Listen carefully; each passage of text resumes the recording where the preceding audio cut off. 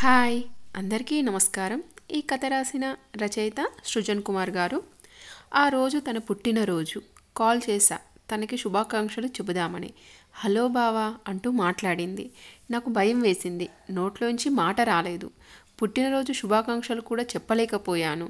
అదేంటో రోజు పొద్దున్నే హాల్లో అంటుంది, రాత్రి కల్లోకి వస్తుంది. కంట్రోల్ చేసుకోవడం కష్టంగా ఉంది. తను నా మరదలు. పూర్తి పేరు సరస్వతి.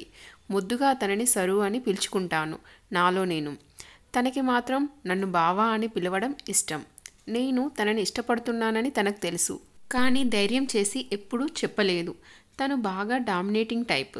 తనని పెళ్లి చేసుకుంటే నేను పెళ్ళాన్ని అవ్వాల్సి వస్తుంది. తను నాకు మొగుడవుతుంది అని నా భయం. కన్ఫ్యూజన్లో క్లారిటీ మెయింటైన్ చేస్తున్నా అని అనిపించింది. ఇక లాభం లేదు. ఇవాళ ఎలా అయినా తనకి నా ప్రేమ సంగతి చెప్పాలి అని అనుకున్నాను. వన్ సైడ్ లవ్లోకే దేవదాస్ అయిపోయేలా ఉన్నా. పొద్దున్నే మా ఇంటికి వచ్చింది. వాళ్ళ అమ్మ చేసిన స్వీట్స్ తీసుకొని హాయ్ అని విష్ చేశాను. నా మాటల్లో టెన్షన్ కనిపెట్టింది. ఏంటి బావా టెన్షన్లో ఉన్నావు అని అడిగింది. ఏం చెప్పాలో అర్థం కాలేదు. మళ్ళీ కన్ఫ్యూజన్. నేను మాట్లాడాలి. సరు. బావా ఇప్పుడు మాట్లాడుతూనే ఉన్నావు కదా. నేను ఇది కాదు, ఇక్కడ కాదు, ఇప్పుడు కాదు. సరు. మరి ఎక్కడ, ఎప్పుడు, ఎందుకు? బావా ఏమైంది నీకు ఇవాళ? ఎక్కడ, ఎప్పుడు? నాకు కూడా తెలీదు. కానీ ఇక ఆలస్యం చెయ్యాలని లేదు. తనకి ఆల్రెడీ వాళ్ళ ఇంట్లో చూస్తున్నారు. మా అమ్మ పక్కనే ఉంది. ఇంకెక్కువ మాట్లాడలేకపోయాను. సరు. ఏంటి బావా నాకేమైనా ప్రపోజ్ చేస్తున్నావా అంది నవ్వుతూ. అదేంటి ప్రపోజ్ చేయకముందే ఇలా బుక్ చేసింది? ఇక ప్రపోజ్ చేస్తే నన్నేం చేస్తుందో.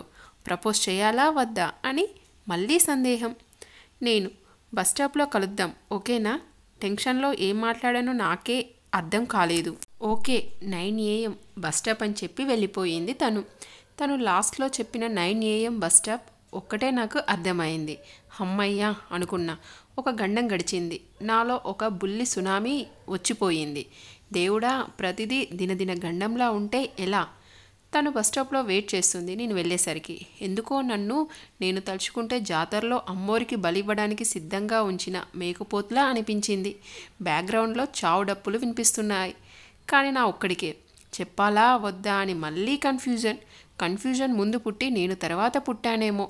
అన్నింటికీ నాకు కన్ఫ్యూజనే. సరు. ఏంటి బావా రమ్మన్నావు? ఏమైనా సీరియస్ విషయమా? అయినా ఇంట్లో మాట్లాడకుండా రోడ్డు మీద ఏంటిది అంతా?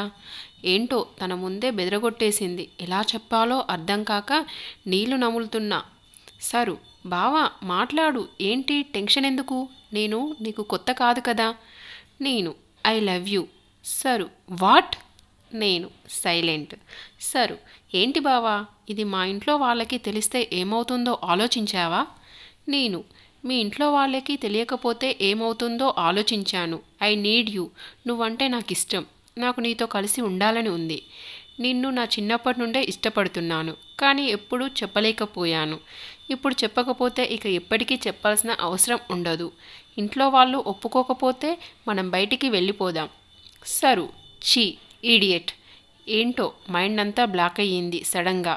తన చెయ్యి నా చెంప మీద నాట్యమాడింది అని తర్వాత అర్థమైంది. ఒకసారి బస్టాప్లో చూసా. ఎవరైనా చూసారేమో అని. ఒక అమ్మాయి ఎవరో నా వైపు చూస్తుంది.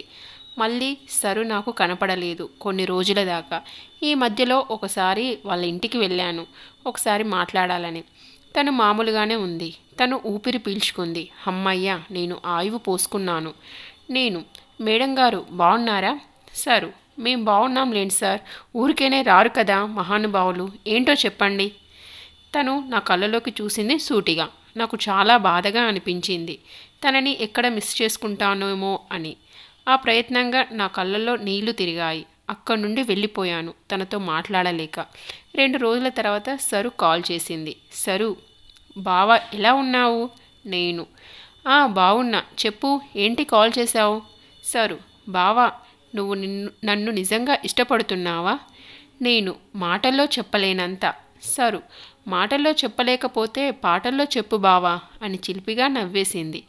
ఆ చిలిపితనం, ఆ నవ్వు రోజు మళ్ళీ మళ్ళీ చూడాలనే కదా నా తపన.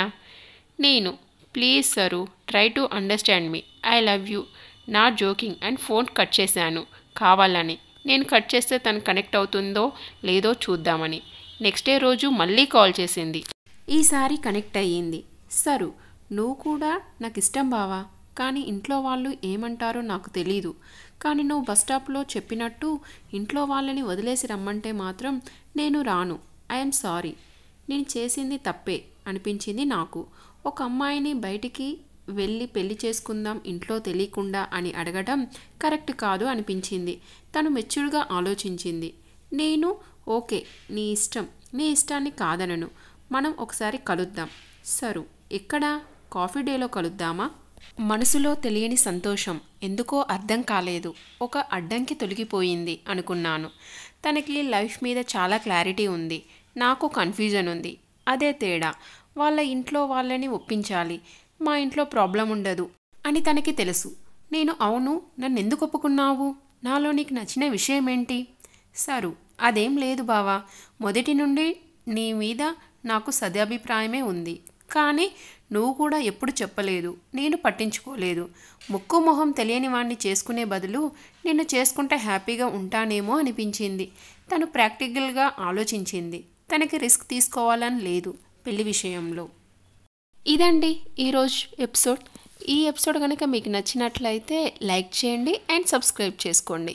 మరొక పార్ట్తో మళ్ళీ కలుసుకుందాం. అంతవరకు బాయ్.